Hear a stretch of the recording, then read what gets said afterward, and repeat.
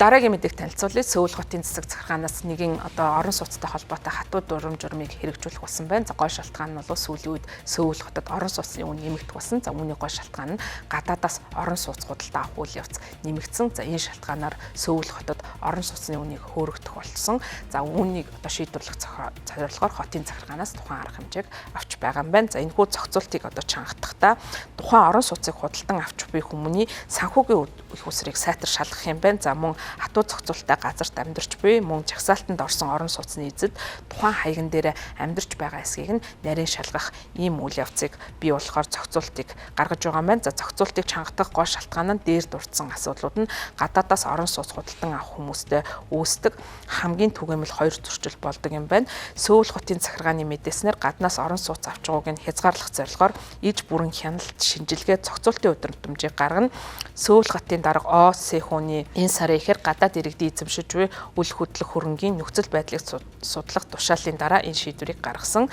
Сөүл хотын дарга 6 дугаар сарын 11-ний өдөр хотын зөвлөлийн хурал дээр үг хэлэхдээ сүүлийн үед үл хөдлөх хөрөнгийн үн урд өмнө байгаагүйгээр огцом нэмэгдэж байна. Энэ нь бол Сөүл хотын иргэдийн санааг ихээхэн зовоож байна. Гадаадаас үл хөдлөх хөрөнгө худалдан авах асуудал үүнд гол нөлөө үзүүлсэн гэж бид үзэж байгаа. Сөүл хотын захиргаа болон улсын газар дэд бүцэц тээврийн яам хамтран илүү зохицуултаа чангадах шаардлагатай эсгийг бид авч үзэх болно гэж мэдгдсэн. Газар дэд бүцэд тээврийн яамны мэдээлэлээс гарахад өнгөрсөн оны ихэр бүгд найрамд Солонгос улсад гадны иргэд эзэмшдэг орон сууцны тоо 100,216 босно 6 сарын өмнөхөөс 5,158 буюу 5.4% өссөн байна. Гадаадын эзэмшигчдийн дотор хамгийн багадаа 56,000 эзэд нь бүгд найрамд хятад ард улсаас гаралтай хятадын иргэд байгаа юм байна.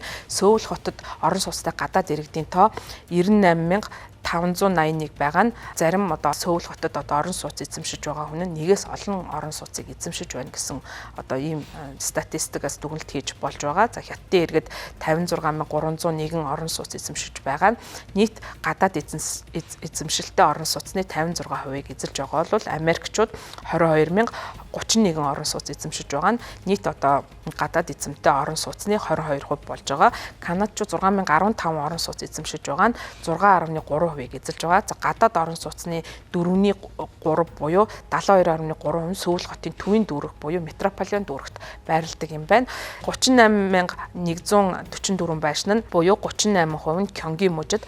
За дараагаар нь бол 23,741 буюу 23.7% Сөүл хотын бусад дүүргүүдэд байгаа юм байна. За харин баруун орчим хувь нь буюу 9,983 нь Инчхон хотод байрладаг ийм орон сууцуд байна. За гадаадын орон сууц эзэмшигчдийн 93% нь нэг орон сууцтай, 5,182 нь буюу 5.3% нь хоёр орон сууцтай, 640 хүн буюу 3 орон сууцыг эзэмшиж байгаа. За 209 хүн нь 4 орон сууцтай, 461 нь 5 буюу түүнээс дээш орон сууц эзэмшиж байна. Газрын яамны сар бүрийн тайлангаас харахад орон сууц худалдаа авах их усүр орлого нь нотлогдохгүй байх нь гадаад орон сууц худалдаж байгаа хүмүүсийн дунд түгээмэл байгаа учраас Сөүл хотын засаг захиргаа орон сууц худалдан авсан санхүүгийн их усүрт нь шалгалт хийхийг оролдож байна. За ингэхдээ бол илүү хатуу чанга байдлаар тухайн шалгалтыг явуулахаар төлөвлөж байгаа юм байна. Гадаадаас хийгдэж байгаа үл хөдлөх хөрөнгийн арилжаа бодит цагийн хяналтын системээр дамжуулан гадаад иргэдийн нэр дээрх үл хөдлөнгөд